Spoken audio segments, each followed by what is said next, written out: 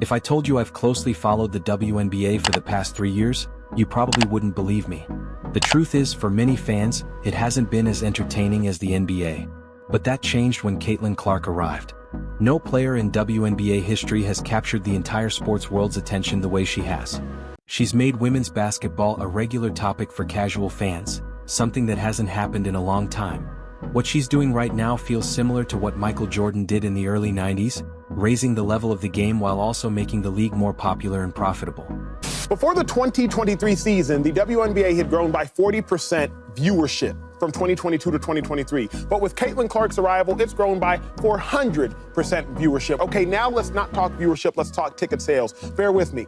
Ticket sales grew in 2023 by 16% from 2022. Ticket sales have grown by 93% in 2024. What that means is without Caitlin Clark, the WNBA would have taken till 2029 or 2030 to get to where Caitlin Clark has gotten them today. What Caitlin Clark has done is grown the WNBA exponentially. She did in 5 weeks what would have taken 5 years. And as it pertains to draft viewership, she did in 5 days what would have taken 5 years. So yes, the WNBA was growing before Caitlin Clark. Make that abundantly clear.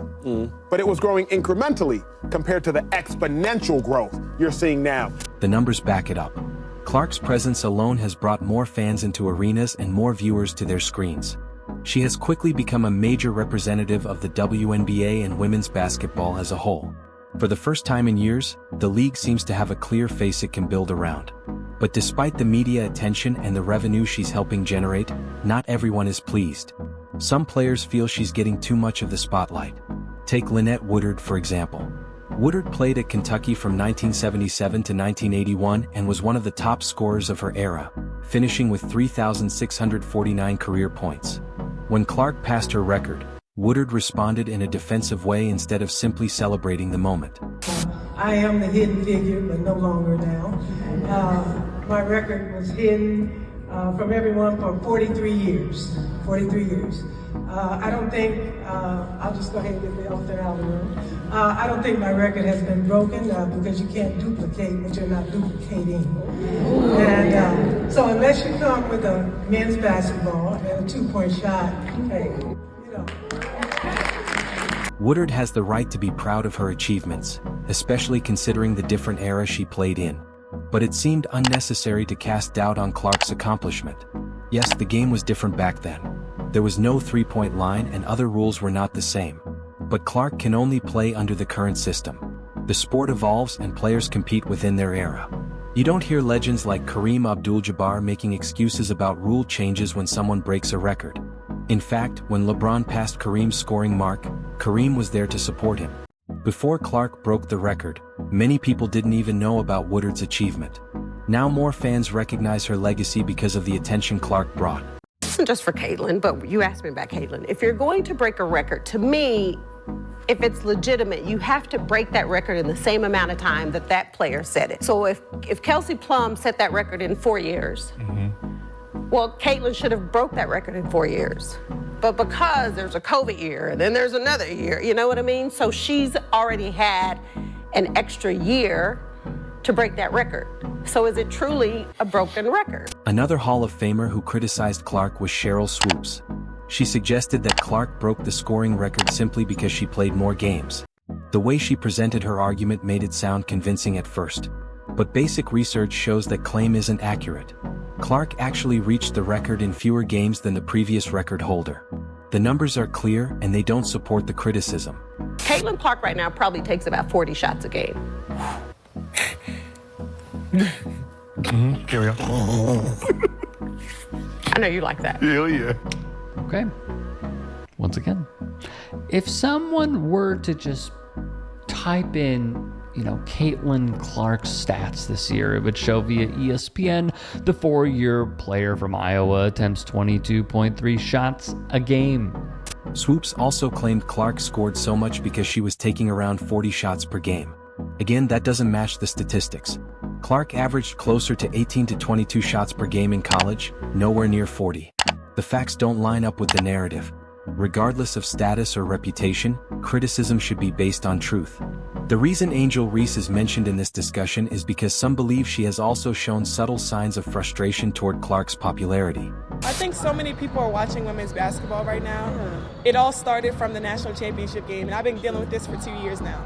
And understanding, like, yeah, negative things have probably been said about me, but honestly, I'll take that because look where women's basketball is. People are talking about women's basketball, but you never would think that we'd be talking about women's basketball. People are pulling up to games. We got celebrities coming to games, sold out arenas, like just because of one single game.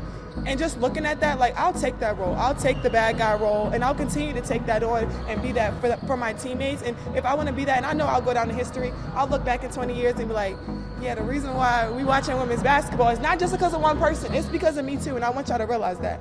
Like, it's not just because of one person. A lot of us have done so much for this game. Reese and her team defeated Clark in a championship setting, yet Clark still became the #1 overall draft pick. That only increased the comparisons between them. At times, it feels like veterans, former stars, and even fellow rookies have expressed frustration about the attention Clark receives. Another example is Lexi Brown, who commented on the reported $5 million offer from Ice Cube for Clark to play in the Big 3 League for 8 games. If you open the article and you see what he said was his reasoning, he wanted to provide more opportunities for WNBA players and provide opportunities to not go overseas. So you offered the contract to a player who's not yet even in the WNBA. Big 3 does not happen during overseas season, so that doesn't make sense. That's true. The people coming at me, no one really came at me sideways. One, I'm not a hater. This has nothing to do with Caitlin Clark. If he offered this to any college player, it would have been like, why? But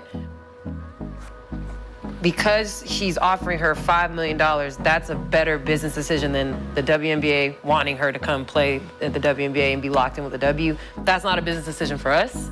We're haters because we want her to come to the W where she will be celebrated and embraced and uplifted. It's gonna be like, nothing's gonna be easy, it's gonna be competitive, but we're waiting for her.